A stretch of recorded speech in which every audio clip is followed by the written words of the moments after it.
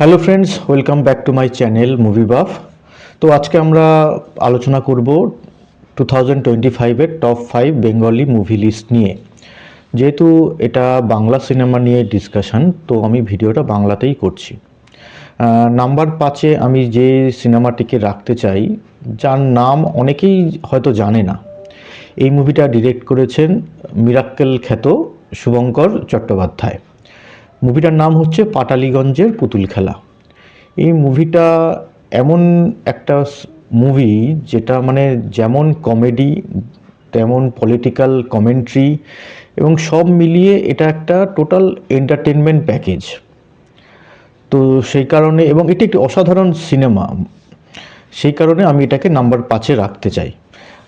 Number 4-এ রাখবো দুটো সিনেমাকে, একটা হচ্ছে ডিয়ার মা এবং 2 নম্বর হচ্ছে স্বার্থপর।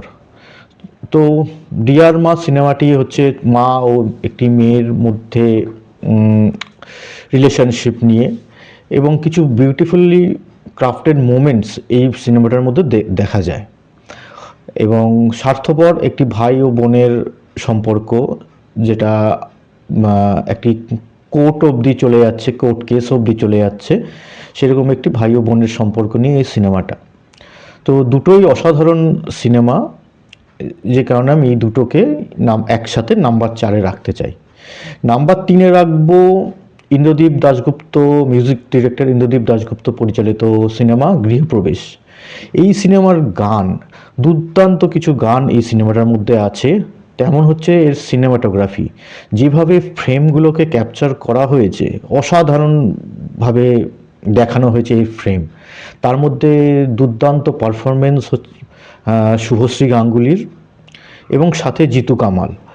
জিতু কামালেরও পারফরমেন্স মানে অসাধারণ একটি পারফরমেন্স দিয়েছে। সাথে সাপোর্টিং কাস্টে ছিলেন কৌশিক গাঙ্গুলি, শুভশ্রী গাঙ্গুলির কথা তো আগেই বললাম, তার সাথে আছে রুদ্রনীল বাবু। তো ওভারঅল এই মুভিটা, হ্যাঁ ডেফিনেটলি কিছু ড্রব্যাকস আছে, তো সেগুলোতে না গিয়েও কিন্তু ওভারঅল প্যাকেজ হিসেবে এইটি একটি খুব ভালো একটি সিনেমা, এবং সবার উচিত এই মুভিটা দেখা। 2 নম্বরে রাখতে চাই আমি রাস বলে একটি সিনেমাকে, যেটা তথাগত মুখার্জি ডিরেক্ট করেছেন। এটি একটি ফ্যামিলি বন্ডিং নিয়ে সিনেমা, এবং এটি ভীষণভাবে গ্রাম কেন্দ্রিক। তো মানে মুভিটা দেখে আমাদের ছোটোবেলাকার কথা ভীষণভাবে মনে পড়ে যায়। যদিও আমরা সবাই অনেকেই কলকাতা শহরে বড় হয়েছি, কিন্তু যে রিলেশনশিপগুলোকে তার ঠাকুমা, কাকা, কাকিমা, একটি যৌথ পরিবারকে নিয়ে যেভাবে গল্পটি এগিয়েছে, এবং তার মধ্যে অনির্বাণ পারফরমেন্স, অনির্বাণ চক্রবর্তী, তার যে পারফরমেন্স সেটি ভীষণভাবে মনে দাগ কেটে যায়। এবং অন্য আরেকটি পয়েন্ট যেটা আমি এখানে বলতে চাই, সেটা হচ্ছে সাত্তকীবাবুর মিউজিক।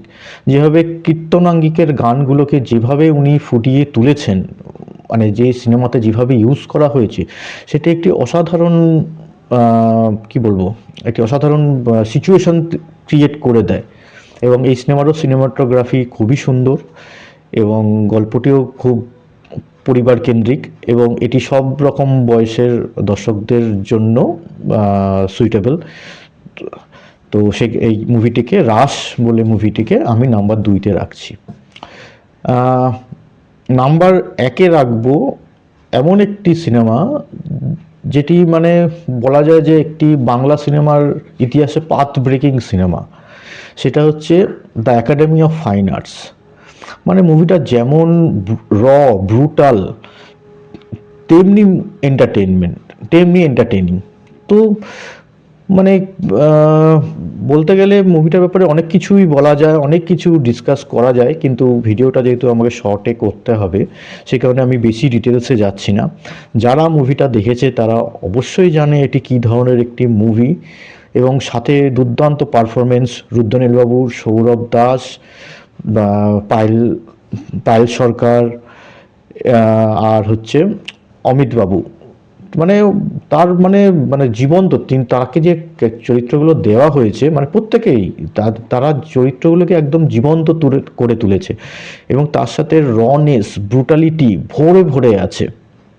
তো যদিও এটি একটি প্রাপ্তবয়স্কদের জন্য সিনেমা, কিন্তু আমি বলবো যে মানে মানে 22শে শ্রাবণ যেভাবে একটি বাংলা সিনেমার পাথ ব্রেকিং সিনেমা ছিল এবং তারপরে এই সিনেমাটি the academy of fine arts সেই একটা পাথ ব্রেকিং সিনেমা।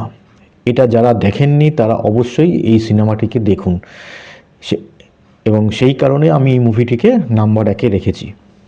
তো আজকের মতো আমি এই ভিডিওটি এখানেই শেষ করছি।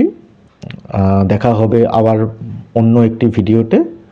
তো আমার এই ভিডিওগুলো ভালো লাগলে চ্যানেলটিকে অবশ্যই সাবস্ক্রাইব করবেন। Thank you.